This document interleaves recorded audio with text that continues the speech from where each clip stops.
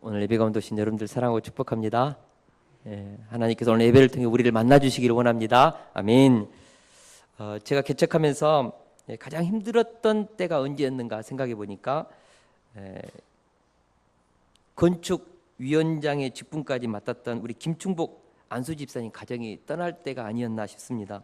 참으로 신실한 분이셨고 헌신적이었고 재정도 큰 부분을 감당했던 분이십니다. 평신도 중에 이런 분도 계셨구나 감탄할 정도였습니다. 제가 그분을 보면서 많이 의지했던 것 같아요. 그런데 1년 만에 이분이 떠났습니다. 얼마나 붙잡고 싶었는지 정말 보내고 싶지 않았습니다. 그럼에도 불구하고 마음에 완전히 결정된 것 같아서 그날 오후 예배 때 축복하고 기도하고 보냈습니다.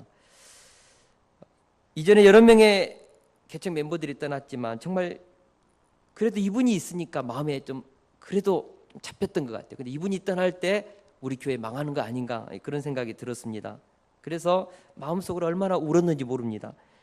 이때 하나님께 기도했습니다. 하나님, 우리 김충복 집사님보다 더 훌륭한 개척 동역자를 보내주십시오. 근데 우리 하나님께서 그해 20명의 참 신실한 동역자들을 보내주셨습니다. 그리고 교회가 자립되게 했습니다. 참 제가 이것을 통해서 배운 것은 이 교회는 하나님께서 친히 세워 가신다는 것입니다. 저는 우리 인생도 동일하다고 봅니다. 하나님께서 우리의 삶을 책임지십니다. 저는 그것을 믿습니다. 그러므로 우리가 하나님으로부터 부르심을 받았고 내가 정말 하나님의 자녀라면 낙심하지 말아야 합니다. 그러므로 염려하여 이르기를 무엇을 먹을까 무엇을 마실까 무엇을 입을까 하지 말라. 이는 다 이방인들이 구하는 것이라. 너희 하늘 아버지께서 이 모든 것이 너희에게 있어야 할 줄을 아시느니라. 우리 하나님께서 우리에게 필요한 것 무엇이 필요한지 무엇을 먹고 마시고 입어야 할지 다 알고 있다는 것입니다. 우리 하나님은 우리의 아버지십니다. 이 하나님을 저는 믿습니다. 그러므로 우리가 하나님께 부름을 받은 하나님의 자녀들이라면 우리는 낙심하지 말아야 합니다. 오늘 말씀의 제목은 사명자는 낙심하지 않는다입니다. 하나님으로부터 부름을 받았고 성령님으로부터 보내심을 받은 사람들은 어떤 절망적인 상황이 와도 우리는 절대로 낙심할 수 없습니다. 우리는 절대로 포기하지 않습니다. 하나님께서 우리의 주인이시고 우리를 부르신 하나님께서 우리의 구원을 완성하시기 때문에 그런 것입니다. 오늘 말씀 우리 13절에서 14절을 같이 한번 읽어보겠습니다. 시작. 바울과 및 동행하는 사람들이 바보에서 배 타고 밤빌리아에 있는 버가에 이르니 요한은 그들에게서 떠나 예루살렘으로 돌아가고 그들은 버가에서 더 나아가 비시디아 안디옥에 이르러 안식일에 회당에 들어가 앉으니라. 그러니까 1차 전도 여행팀이 구브로 바보항에서 배 타고 밤빌리아에 있는 버가에 도착했습니다. 한번 지도 한번 띄워주시겠습니까? 이걸 좀 봐야지 이해가 될 것 같아요. 한번 보시기 바랍니다.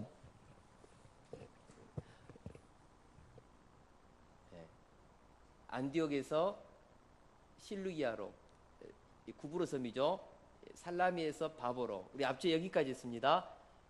오늘은 바보에서 280km 떨어진 버가로 도착했고 버가에서 지금 바울과 바나바는 안디옥 비시디아 안디옥 이쪽에 안디옥도 있고 여기는 비시디아 안디옥인데 여기서 여기까지 200km가 넘습니다.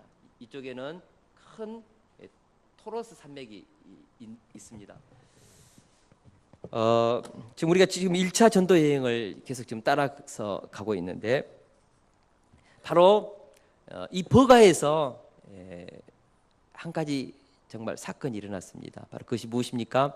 마가 요한이 도망갔습니다. 바울과 바나바의 조력자였던 마가 요한이 예루살렘으로 가버린 것입니다. 얼마나 상심이 컸을까 그런 생각을 갖습니다.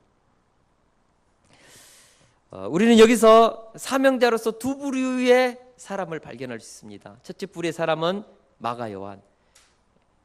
하나님 앞에 사명을 감당하다가 힘들어가지고 도중에 넘어져서 도망쳤고, 그리고 후에는 다시 일어서서 승리했던 마가의 부류의 사명자가 있고, 또 한 부류는 바울 사도 같은 류의 사명자입니다. 어떤 상황, 어떤 환경이 있어도 끝까지 묵묵히 비틀거리면서도 뒤돌아보지 않고 표대를 향하여 한 걸음 한 걸음 나아가는 사명자. 오늘 이 두 부류의 사명자를 우리가 배우면서 특별히 우리에게는 마가의 모습도 있고 바울의 모습도 우리에게는 다 공존하는 것 같아요. 그래서 오늘 이 말씀을 통하여서 우리가 이 사명자는 낙심하지 않아야 한다, 이 한 가지를 우리가 깊이 있게 배우기를 원합니다. 첫째로, 사명자는 실패했다고 포기하지 않습니다. 방금도 보았던 것처럼 구브르에서 복음을 전하고 바보에서 버가로 갔습니다. 그리고 버가에서 비시디아 안디옥으로 가려는 그 찰나에 마가 요한이 어떻게 보면 도망간 것이죠. 사실 버가에서 비시디아 안디옥까지 가려면요, 거기에는요 토로스 산맥이 이렇게 있어서 약 해발 1200m 정도 되는 고산지 지역입니다. 굉장히 위험하고 강을 건너야 되고 당시 강도의 위험이 있었습니다. 굉장히 위험한 내륙 여행을 택한 것입니다. 전도 여행을 택한 것입니다. 많은 학자들이 왜 마가가 밤빌리아에 있는 버가에서 예루살렘으로 돌아갔을까 추측합니다. 어떤 분은 향수병이 나가지고 고향이 그리워서 갔다는 말도 하고, 어떤 학자는 선교의 주도권이 바나바에서 바울로 가니까 바나바의 생질의 조카로서 좀 기분이 상해서 반발하는 마음으로 갔다는, 그렇게 주장하는 사람도 있고, 어떤 학자는 선교 일정이 마음에 맞지 않아서 그냥 해안에서 선교하면 되지 왜 굳이 토로스 산맥까지 넘어가지고 내륙까지 가야 하냐, 뭐 그런 설도 있고, 아니면 정말 그 내륙 선교를 할 때 겁도 나고 두렵고 이거 정말 아무리 계산해봐도 힘들어서 중도에 포기하고 갔다는 설도 있습니다. 어찌되었든 마가는 돌아간 것입니다. 여러분, 전쟁터에서 탈영하면 총살감입니다. 어떻게 보면은 선교 여행, 하나님의 그 사명을 감당하면서 힘들어가지고 중도에서 포기하고 돌아갔습니다. 세상적으로 말하면 총살감이죠, 마가는요. 그래서 마가라는 이 사람은 성경책에서 이름을 지워야 합니다. 무엇보다도 이 마가의 중도에서 돌아간 이 사건 때문에 2차 전도 여행을 시작하면서 바울과 바나바가 심각하게 둘이 이렇게 싸웁니다. 말 그대로 피 터지게 싸웁니다. 그렇게 해서 사도행전 15장 39절에 보니까 서로 심히 다투어 피차 갈라섰다, 그렇게 말했습니다.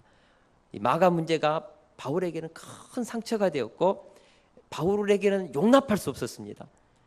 어떻게 보면 마가가 잘못한 것입니다. 두 사도 간의 그 우정을 깼지 않습니까?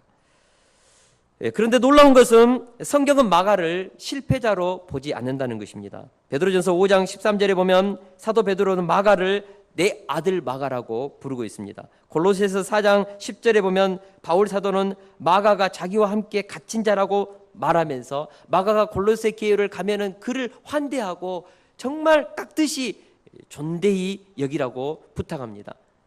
마가는 후에 바울 사도와 함께 옥에 갇히기까지 함께 했다는 것입니다. 디모데후서 4장 11절에서 바울 사도는 로마 감옥에서 마지막 순교를 앞두고 자기 신실한 영적 아들 디모데에게 편지하면서 내가 마가를 보고 싶으니까 데려오라고 말합니다. 누가만 나와 함께 있느니라 너가 올 때 마가를 데리고 오라. 저가 나의 일에 유익하다. 마가가 너무 보고 싶었어요, 바울 사도에게. 그만큼 마가는 후에 바울 사도에게 위로가 되어줬고 순교하는 마지막 길에 한 번만 더 보고 싶은 얼굴, 바울의 큰 힘의 동역자가 되었다는 것입니다. 여러분, 무엇보다도 4대 복음서의 저자가 누구입니까? 마가복음이 있는데 바로 이 마가입니다. 마가가 이 마가복음을 기록했습니다. 그러니까 어떻게 보면 마가는 실패했지만, 넘어졌지만 다시 일어서서 위대한 사도의 인생, 위대한 승리자의 인생을 살았다는 것입니다.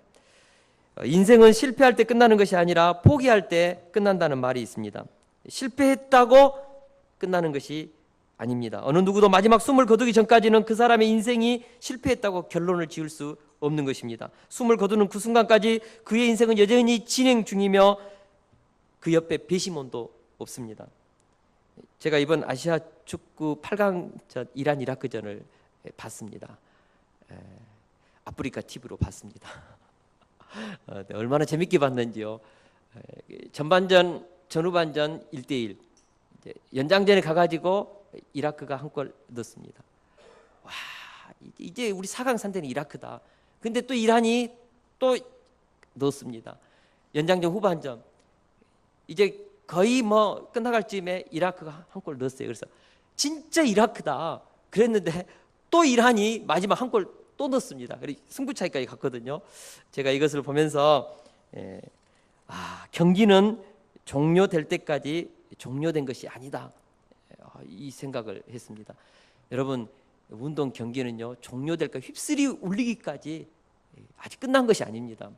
우리 야구 좋아하시는 분들은 9회 말 2아웃, 2스트라이크, 3볼 이때부터 야구는 시작한다고 하지 않습니까? 네, 끝까지 가봐야 합니다. 게임이 끝나기 전까지는 과정인 것입니다. 여러분, 우리가 과정 중에 실패할 수 있습니다. 과정 중에 넘어질 수 있습니다. 과정 중에 도망칠 수도 있고 죄를 범할 수도 있습니다. 그러나 마지막에 승리하면 그 사람은 승리자인 것입니다. 비록 마가가 도망쳤지만 그는 마가복음을 기록했고 위대한 승리자로 살았습니다. 마침표를 승리자로 찍게 하시는 분이 누구십니까? 우리 하나님이십니다. 에디슨에 대한 유명한 일화가 있습니다. 우리가 잘 아는 것처럼 전구를 발견할 때 10,000번 실험을 해가지고 10,000번째 성공했다고 합니다. 그러니까 어떻게 보면 에디슨은 전구를 발명하기까지 9,999번 실패한 것입니다. 그리고 10,000번째 성공한 것입니다. 10,000번째 성공했기 때문에 9,999번이 과정인 것입니다. 여러분, 9,999번째 하다가 안 되는구나 그만뒀으면 그는 9,999번 실패한 것입니다. 성공했기 때문에 실패는 과정이 되는 것입니다.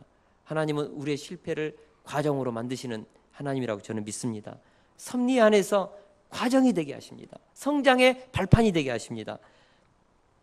모든 사람은 실패하고 실수를 합니다.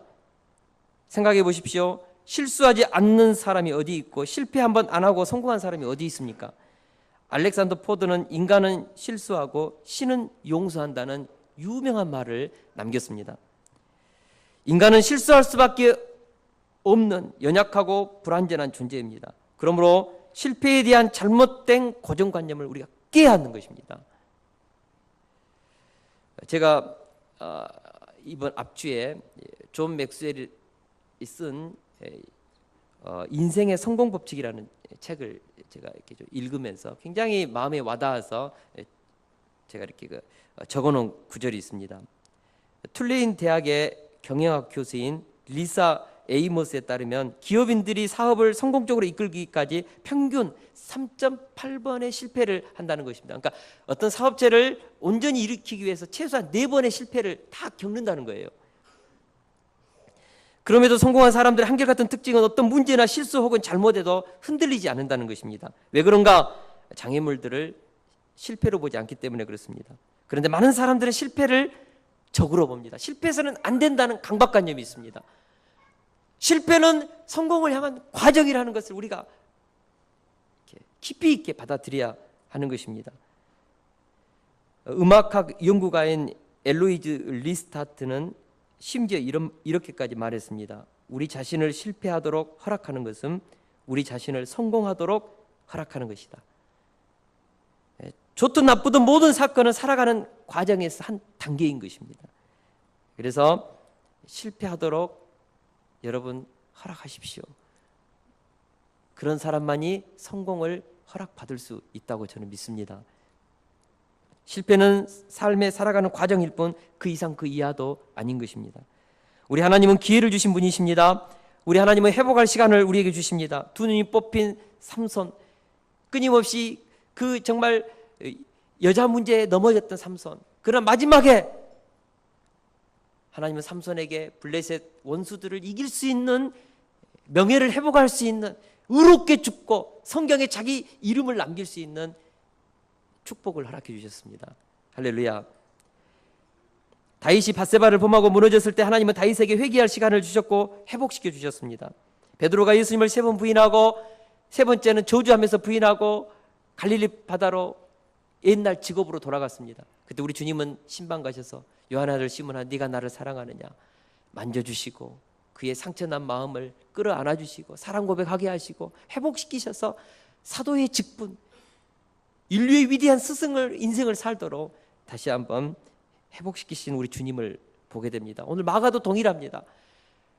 탈영했다고 총살하지 않고 다시 한번 마가에게 일어설 수 있도록 성령의 은혜와 기름 부심을 주셔서 이렇게 세워서 베드로 사도에게는 영적인 아들로, 바울 사도에게는 순교하는 날 그 날에 보고 싶은 얼굴로, 그리고 마가복음의 저자로 우리 하나님은 승리있게 했다는 것입니다. 저는 잠언서 24장 16절 말씀 너무너무 참 많이 힘들 때 묵상합니다. 같이 한번 읽어보겠습니다. 시작. 대저 의인은 7번 넘어질지라도 다시 일어나려니와 악인은 재앙으로 말미암아 엎드러지느니라.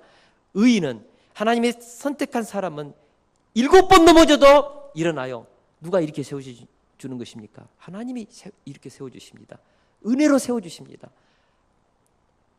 의인은, 하나님께 택함받은 자들은 일어납니다. 그러나 악인은 한 번의 심판으로 그의 인생은 소멸되는 것입니다. 거기서 끝나는 거예요. 이것이 의인과 악인의 차이점입니다. 여러분, 마가는 다시 일어납니다. 그러므로 하나님께 부름을 받은 소명자는 실패의 때에도 포기하지 않습니다. 여러분, 우리는 포기할 수 없습니다. 7번 우리를 세우시는 승리 하나님이 우리를 인도하시기 때문인 것입니다. 할렐루야. 둘째로, 사명자는 위기가 왔다고 해서 가던 길을 멈추지 않습니다. 중요한 것은 마가 요한이 중도에 하차했음에도 불구하고 바울과 바나바는 사명의 길을 계속해서 갔다는 것입니다. 사명자는 낙심하지 않습니다. 제가 이 말씀을 어젯밤에 묵상하면서 사명자는 낙심하지 않는다. 막 이 한 가지가 제 가슴속에 막 불이 타니까 너무 좋은 거예요. 사명자는 낙심하지 않는다. 어떤 환경과 절망과 실패와 좌절이 있어도, 어떤 악조건에서도 묵묵히 전진하는 것입니다. 실패해도 우리는 일어설 수 있는 은혜가 있고, 바울 사도와 같이 우리가 정말 하나님 앞에 결단하면 무너지지 않고도 지속적으로 일어서서 갈 수 있는 힘을 우리 하나님께서 주시는 것입니다. 예수님은 자신을 따르는 제자의 조건 중 하나로 손에 쟁기를 잡고 뒤를 돌아보는 자는 하나님의 나라에 합당하지 아니하니라고 말씀하셨습니다. 사명자는 손에 쟁기를 잡았기 때문에 뒤를 돌아보지 않고 앞을 보고 푯대를 보고 가는 것입니다. 여러분, 우리는 다 사명의 쟁기를 잡은 자들입니다. 할렐루야. 호남 선교의 아버지 유진벨에 대한 아름다운 이야기가 있습니다. 호남 신학대학교 그 산에 가보면, 동산에 가보면 우리 남장로교 선교사님들이 21구의 그 묘지가 있습니다. 그곳에 맨 앞에 보면 유진벨 선교사님의 비석이 있어요. 이분은 1895년 남장로교 선교사로 목포 개척 선교사로 왔습니다. 총장 딸하고 결혼했습니다. 굉장히 부유한 가정에서 태어났고 꿈이, 하나님 주신 비전이 있어서 이 조선 땅에 왔는데 1901년 목포 선교를 개척하다가 자기 아내가 남편이 비운 사이에 심장 발작으로 사택에서 돌아가십니다. 굉장한 상처를 받고 유진벨 선교사는 사명을 감당할 만한 힘이 안 되니까 다시 안식년을 맞이해서 미국에 돌아갑니다. 근데 미국에서 심신을 회복하는 중에 두 번째 아내를 맞이해서 또 결혼해가지고 다시 목포 선교부로 오고 또 강주를 개척했습니다. 강주 선교를 개척했을 때 1912년에 둘째 아들이 또 죽습니다. 그리고 1919년에 그의 인생에서 지울 수 없는 어마어마한 사건을 저지르고 맙니다. 그 당시 차가 귀했지 않습니까? 미국에서 차를 서울에서 받아가지고 서울에서 유진벨 선교사님과 자기 옆에는 녹수 선교사님, 뒤에는 아내와 크레인 선교사님 탔습니다. 이렇게 타고 오다가 충청도에서 한 그 기차 건널목에서 늘 가던 길이었고 잘 알았다고 그래요, 편지에 보면. 근데 그날은 비가 왔고 앞에 나무가 가려서 잘 보이지 않았습니다. 그래서 이렇게 가는데 뒤를 이렇게 쳤습니다. 그래서 차가 이렇게 뒤집히면서 아내는 목이 부러져서 현장에서 즉사하고, 크레인 선교사님은 뇌가 이렇게 깨져서 그곳에서 이렇게 죽고, 옆에 탔던 녹스 선교사님은 안경 파편으로 한쪽 시력을 잃습니다. 근데 고통스러운 것은 자기는 살았어요. 얼마나 고통스럽습니까? 그분은 10인치만 좀 더 갔더라면 이 사고는 일어나지 않았을 때 인생 내내 후회하면서 10인치 그런 가슴 아픈 일을 당했습니다. 결국 그 당시 일본 법정에 서가지고 언더우드 선교사님의 변호로 풀려났습니다. 근데 이분이요, 이 사건을 겪으면서도 한국 땅, 사명의 땅 강주를 떠나지 않습니다. 1925년 사택에서 돌연사 하기까지 마지막까지 강주 선교지를 지켰습니다. 사명. 그래서 저는 호남신학교 다니면서 그분 우리 유진벨 선교사님 묘소 앞에 서면 그 음성이 듣는 것 같아요. 사명자는 낙심하지 않는다. 하나님이 부르신 땅에서 끝까지 달려갈 길을 달려갔던 선교사님들. 그 후손들이요, 유진벨 100주년 기념 재단을 만들어 가지고 지금도 북한의 식량 지원과 의료 지원을 하고 있습니다. 위대한 일을 하고 있죠. 지금도. 여러분, 사명자는 아내가 죽고 불의의 사고를 당하고 자기 자식을 잃어도 묵묵히 자기에게 주어진 사명의 길을 가는 것입니다. 웬만한 사람 치고는 정신병 걸리죠. 돌아버리죠. 여러분, 감당할 수 있겠어요? 사도 바울이 그랬다는 것입니다. 사도 바울은 다메섹에서 주님으로부터 부르심 받은 이후에 사명자로서 한결같이 뒤를 돌아보지 않고 쟁기를 잡고 푯대를 향하여 다름질했던 분이 바울입니다. 다메섹 도상에서 부름받았던 이방인의 사도로서 그 사명감 가지고 그 사명 감당하기 위해서 결혼까지도 그는 거부하고 일생 주와 복음을 위해서 헌신했던 사람. 비록 마가가 중간에 가버리고 낙심되지만은 그 1200m 되는 그 해발 고도를 넘으면서 강을 건너고 강도의 위험을 뚫고 비시디 안디옥까지 가는 이 사도 바울의 발걸음을 한번 여러분 생각해 보십시오. 사명자는 낙심하지 않습니다. 우리가 하나님으로부터 부름을 받았다면 어렵고 힘든 일이 있지요. 왜 없습니까? 저도 목회하다가 정말 낙심될 때가 있습니다. 그러나 하나님이 주신 은혜로 다시 일어나는 것이죠. 주일마다 다시 일어나서 이 강단에 서서 주님이 주시는 은혜의 말씀, 기적의 말씀, 생명의 말씀 선포하는 것입니다. 할렐루야. 오늘 비시디 안디옥에서 회당장이 이 바울에게, 우리 백성들에게 하고 싶은 말이 있다면 한번 하라고 그를 초청했습니다. 이때 바울이 오늘 본문에 읽어보니까 세 가지 핵심 포인트의 설교를 합니다. 첫째로 18절에서 19절을 같이 한번 읽겠습니다. 시작.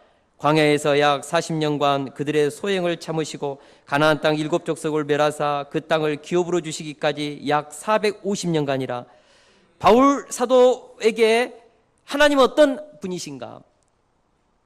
그분은 광야에서 40년간 그들의 소행을 참으시고 끊임없이 불평하고 원망하는 자기가 택한 그 백성들을 끝까지 참으시고, 사사기에 보면 370년 동안 참으시고, 왕을 달라가는 그 백성들을 참으시고, 다윗 때에 하나님께서 약속하신 젖과 꿀이 흐르는 그 땅을 다 이루기까지 마침내 약속을 이루어 주셨다는 것입니다. 우리 하나님은 우리의 소행을 참으시고, 마가의 그 허물을 참으시고, 베드로의 3번 부인하는 그의 그 약점을 끝까지 참으시고, 삼손도 끝까지 참으시고, 우리의 소행을 참으시고 우리 속에 약속된 그 약속을 끝까지 성취하시는 하나님, 그분이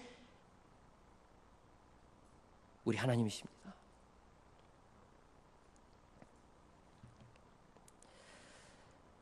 저는 타락의 가능성이 너무나 농후한 인간에게 무한대의 자유의지를 주신 하나님, 그 자유의지를 주신 하나님을 생각하면 참 가슴이 뭉클합니다. 여러분, 우리 인간은요, 인간을 잘 믿지 못합니다. 국가 권력자들은 국민에게 자유를 제한합니다. 회사의 사장은 사원들에게 자유를 제한합니다. 할 수만 있으면 좀 더 일하게 하고 싶고 뭔가 좀 이 유익을 뽑고 싶지요. 부모는 자녀들에게 자유를 제한합니다. 할 수만 있으면 좀 제한하고 부모의 원하는 대로 자녀가 좀 살았으면 좋겠다고 생각합니다. 이 시대의 인간들의 모든 조직을 보십시오. 자유를 허용하는 국가, 그런 조직이 어디 있습니까? 자꾸 제한하려고 합니다. 인간은 인간을 믿지 못합니다. 그래서 제한하는 것입니다. 그러나 우리 하나님은 우리 인간에게 무한대의 자유를 허락해 주셨다는 것입니다. 에덴 동산을 창설하시고 선악과를 주시고 따먹으면 죽는다. 그렇지 않으면 너희들이 영생한다. 너희들이 선택해라. 무한한 자유를 주셨습니다. 장신대 김명용 총장님께서 신종론을 설교하면서 했던 말씀입니다.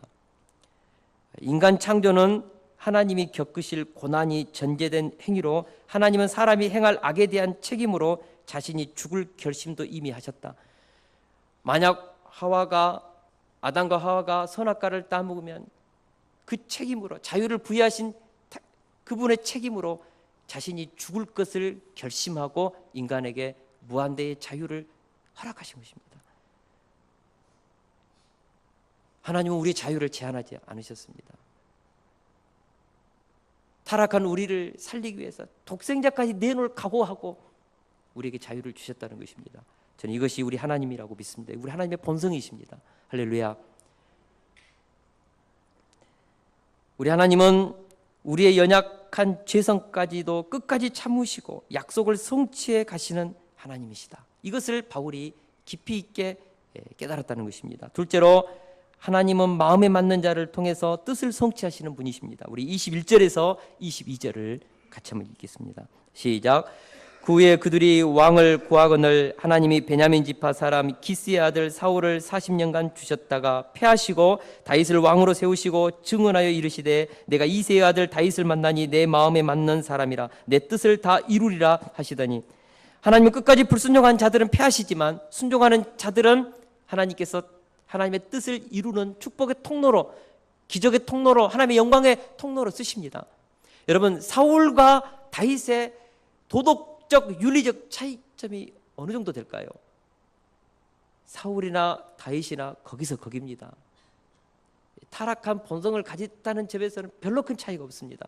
요즘 우리가 계속 사무엘하 지금 강해 설교하고 있는데, 그런데 사울과 다윗의 결정적인 차이가 있습니다. 사울은 끝까지 불순종하고 돌이키지 않았고, 다윗은 넘어지고 깨지고 도망치다가도 주님께서 다루시면 두 손 들고 눈물을 쏟고 침대를 눈물로 띄울 정도로 그는 참회하고 회개했습니다. 다윗과 사울의 차이점입니다. 다윗이 하나님의 마음에 합했다, 도덕적으로 윤리적으로 합했다는 말이 아니고, 다윗이 하나님의 마음에 맞았다는 이 뜻은 그는 하나님의 말씀하실 때 항상 순종함으로, 항상 하나님의 뜻을 쫓고자 하는 그 마음을 가지고 살았다는 것입니다. 그래서 다윗을 너는 내 마음에 맞는 사람이다, 너는 내 뜻을 이루는 도구로 내가 쓰겠다. 그래서 하나님의 구속사 메시아를 보내는 가문으로 다윗을 쓰신 것입니다. 사랑하는 동역자 여러분, 오늘 우리 시대 하나님은 하나님의 마음에 맞는 사람을 찾고 계시다고 믿습니다. 이사야 6장에 보니까 하나님께서 나를 위하여 누가 갈고 패역하고 타락한 그 시대에 하나님은 사람을 찾으셨습니다. 이때 이사야가 하나님, 내가 여기 있나이다, 나를 보내소서. 오늘 또 하나님은 인류의 구속사를 완성해 나가는 이 일에 내가 누구를 보낼꼬? 여러분, 내가 여기 있나이다, 나를 보내소서. 마리아처럼 주의 계집종이오니 말씀대로 내게 이루어지이다, 이럴 수 있는 순종의 사람을 저는 오늘 또 찾고 있다고 믿습니다. 하나님의 마음에 맞는 사람을 통하여서 하나님의 뜻을 성취하시는 하나님. 다윗이 그것을, 바울 사도가 그것을 알았어요. 그래서 바울 사도는 자기를 통하여 이방인의 구속사를 완성해 나가실 그 하나님께 다윗과 같이 하나님의 마음에 합한 인생을 살고자 그는 묵묵히 사명의 길을 간 것입니다. 셋째로 29절에서 30절을 우리 같이 한번 읽겠습니다. 시작. 성경의 글을 가리켜 기록한 말씀이 다 응하게 한 것이라. 후에 나무에서 내려다가 무덤에 두었으나 하나님이 죽은 자 가운데서 그를 살리신지라. 우리 하나님은 말씀을 다 응하게 하시는 하나님. 한번 내뱉은 말씀은 결코 헛되이 돌아오지 않고 다 응해서 결과를 내시는 하나님. 여러분, 하나님은 말씀을 다 응하게 하십니다. 우리 예수님은 십자가에서 달리셨습니다. 왜 십자가에서 달리셨을까요? 바로 로마의 사형법입니다. 유대인의 사형법은 돌로 쳐 죽이는 것입니다. 그래서 예수님은 AD 1세기 로마 시대 때 오셔서 로마의 법으로 나무에 매달려서 저주받아서 돌아가셨습니다. 말씀을 응하게 하시기 위해서 하나님은 그 시대, 로마 시대를 택하셨고 그 시대에 오셨고 로마 법으로 말씀을 완성하셨습니다. 그분이 바로 우리 하나님이십니다. 말씀을 반드시 응하게 하시는 하나님. 바울 사도가요, 이것을 깨달으니까 얼마나 가슴이 뜨거웠겠습니까? 저는 바울 사도의 가슴에 이러한 하나님의 구속사가 그려져 있다고 믿습니다. 이스라엘의 소행을 참으시고 450년 만에 가나안 땅을 선물해 주시는 신실하신 하나님, 불순종한 사울을 패하시고 순종의 사람 다윗을 통하여서 하나님의 뜻을 이루어 가시는 하나님, 그리고 기록한 말씀은 반드시 다 응하게 하시는 하나님. 이 하나님이 바울의 가슴 속에, 그의 이 정신 속에 이 하나님의 사상이 흐르니까 다윗은 어떤 환경과 역경 가운데서도 넘어지지 않고 사명자로서 묵묵히 자기의 길을 끝까지 달려갔다는 것입니다. 여러분, 우리 그리스도인들에게 스피릿이 굉장히 중요합니다. 여러분, 스피릿이 있어야 합니다. 스피릿. 공산주의자들이 무서운 이유가 무엇입니까? 그들은 공산주의 이 사상을 머릿속에 쇠뇌시켜 가지고, 우리는 공산주의를 빨갱이라고 하지 않습니까? 이 붉은 사상, 빨갱이 사상을 한번 머릿속에 딱 각인하니까요, 그들은 사회를 뒤집고 혁명하는 거예요. 무엇이 혁명하는 거지? 그들의 능력이 하는 것이 아니라 사상이 하는 것입니다. 우리에게는 뭐가 있습니까? 우리의 머릿속에는 뭐가 있습니까? 성경 사상, 성경 66권에 대한 이 생명 사상, 우리를 살게 하는 부활의 사상, 이것이요 우리 머릿속에 있어야 합니다. 스피릿이 있어야 합니다. 스피릿. 이 스피릿이 사명자를 낙심하지 않게 하는 것입니다. 여러분, 이 스피릿을 잃어버리면 우리는 현실 속에서 타협할 수밖에 없습니다. 공부 잘하는 아이들 왜 잘할까요? 그들에게는요 스피릿이 있습니다. 스피릿. 나는 어떻게 살아야 될지 정신 속에 뭔가 달라요. 그런 스피릿이 있으니까 다르게 사는 것입니다. 우리 그리스도인들은 예수 스피릿, 성경 속에서 우리를 살리는 생명의 스피릿, 하나님의 그 본성에 대한 깊은 이해, 성경의 그 사상, 이것들이 우리 속에 녹아 있어야 돼요. 언어 속에, 생각 속에, 우리의 가치관 속에 이런 것들이 녹아 있으면 우리는 위대한 인생을 살 수 있습니다. 마가와 같은 인생, 넘어져도 일어서고 바울 사도와 같이 흔들리지 않고 끝까지 믿음의 경주할 수 있습니다. 할렐루야. 그래서 성경 읽지 않으면 우리는 무너집니다. 성경을 꿰뚫어야 합니다. 할렐루야. 저는 종종 이런 생각을 합니다. 무당에게 신이 내리면 작두를 타지 않습니까? 하물며 귀신의 영을 받아도 작두 타고 능력을 행사하는데, 하늘과 땅의 모든 권세를 가지고 계시는 그분의 영이 우리를 덮었는데, 성령이 너에게 임하시면 너희가 권능을 받는다고 했는데, 우리에게는 그런 정발과 사탄의 권세를 밟을 수 있는 모든 영역과 영권을 우리에게 다 주셨는데 우리가 왜 무당보다 못하겠는가? 사랑하는 동역자 여러분, 우리에게는 어마어마한 영적인 능력이 우리에게 임했습니다. 이미 받았습니다. 할렐루야. 그러므로 우리가 성령의 능력으로 충만해야 합니다. 성령으로 충만하면, 성령에 사로잡히면 못할 일이 어디 있겠습니까? 성령님은요 초능력과 같은 능력을 우리에게 주십니다. 성령의 초능력이 오늘 이 예배 속에 모든 분들 속에 임할 수 있기를 축원합니다. 결론적으로 마가처럼 실패했을지라도 우리에게는 희망이 있습니다. 연약해서 쓰러졌을지라도 우리는 또다시 시작할 수 있습니다. 오늘 본문의 마가는 실패하고 무너진 자들에게 다시 한번 일어서도록 권면하고 있습니다. 더불어서 사도 바울을 통해서 우리에게 권면합니다. 한번 방향을 잡았으면 어떤 시련과 환난과 역경이 오더라도 뚫고 나갈 수 있다는 것입니다. 고린도전서 15장 58절 말씀입니다. 우리 같이 한번 읽어보겠습니다. 시작. 그러므로 내 사랑하는 형제들아 견실하며 흔들리지 말며 항상 주의 일에 더욱 힘쓰는 자들이 되라. 이는 너희 수고가 주 안에서 헛되지 않은 줄 알미라. 할렐루야. 오늘 이 말씀을 다 받으실 수 있기를 축원합니다. 우리 찬양하고 같이 기도하는 시간 갖겠습니다.